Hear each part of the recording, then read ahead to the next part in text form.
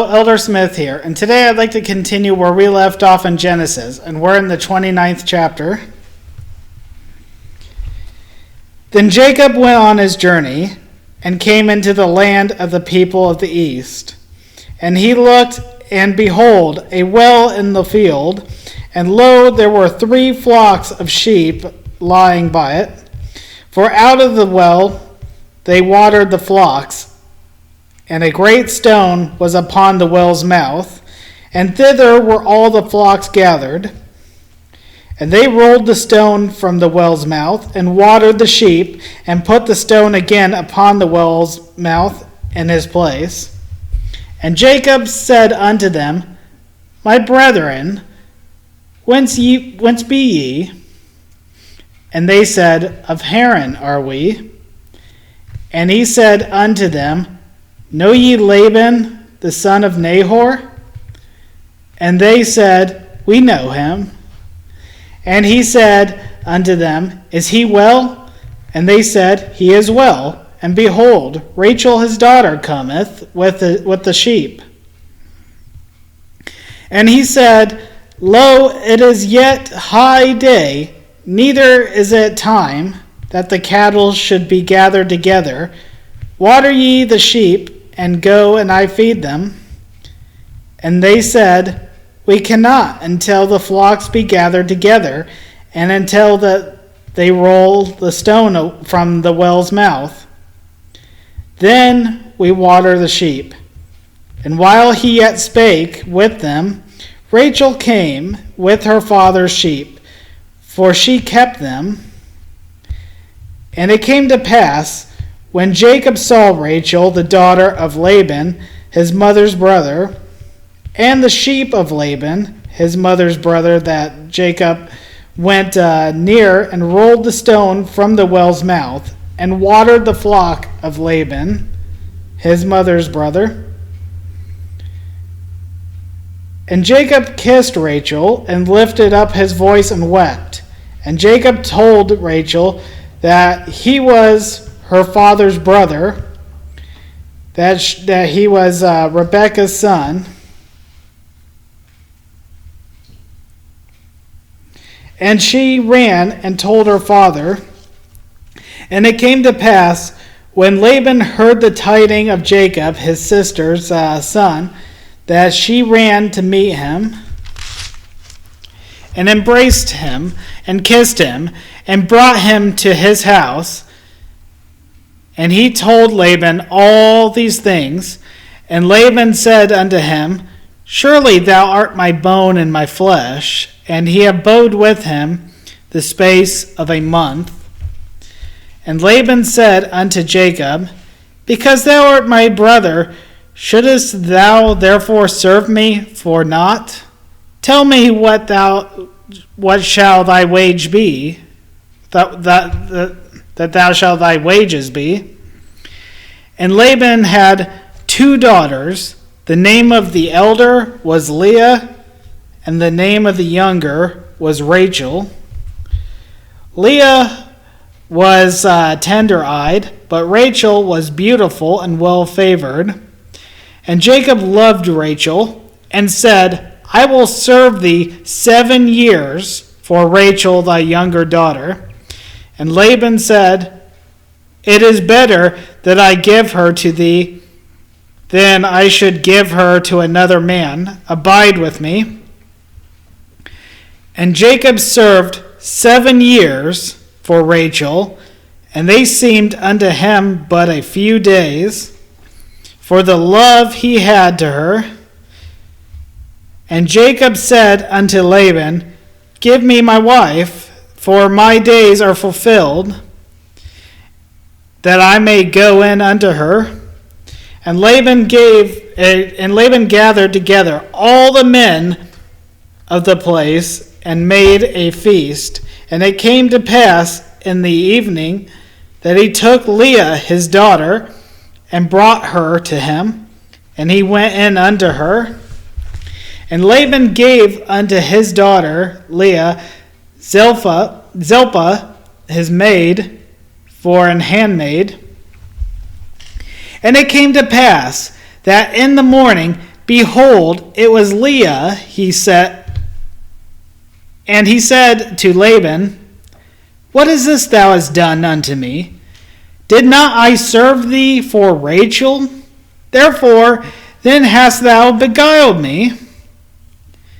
And Laban said, it must not be so done in our country to give the younger before the firstborn.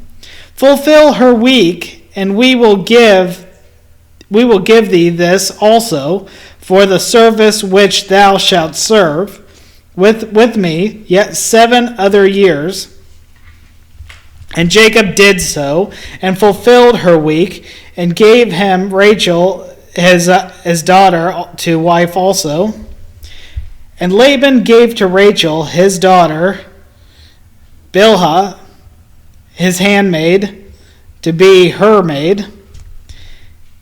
And he went in also unto Rachel, and he loved also Rachel more than Leah, and served with him yet 7 other years. Now, I want to point out a detail in this part before I continue. As you know, there are parts in the scriptures, mainly in this part here, and throughout the Old Testament, where a man has multiple wives.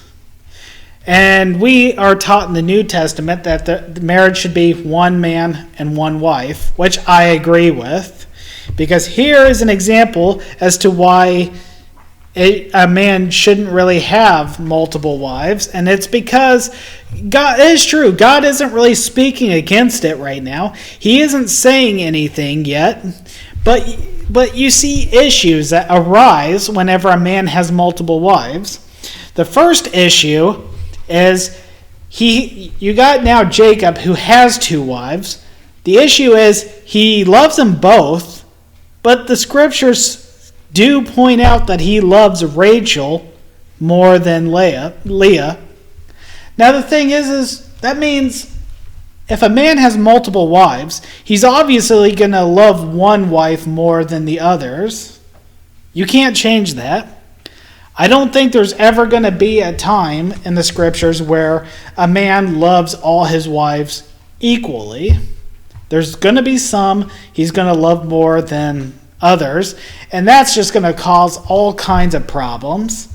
And this is why that a marriage that consists of one man and multiple wives is a problem. It should be one man and one wife.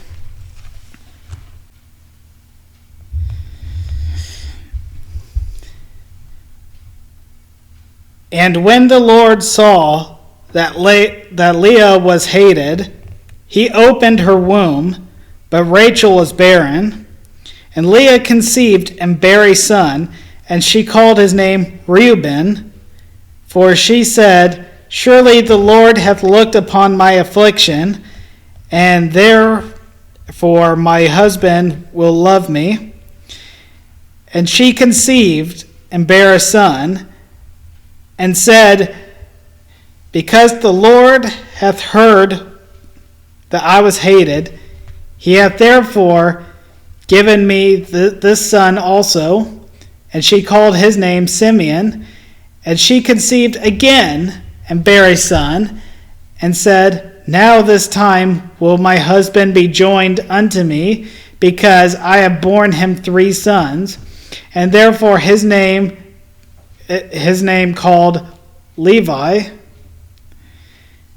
And she conceived again and bare a son, and she said, now will I praise the Lord. Therefore she called his name Judah, and left bearing. So here we have it. So far, Jacob met up with his uncle, and he worked 7 years to gain the woman that he loved, only to be given the older sister first.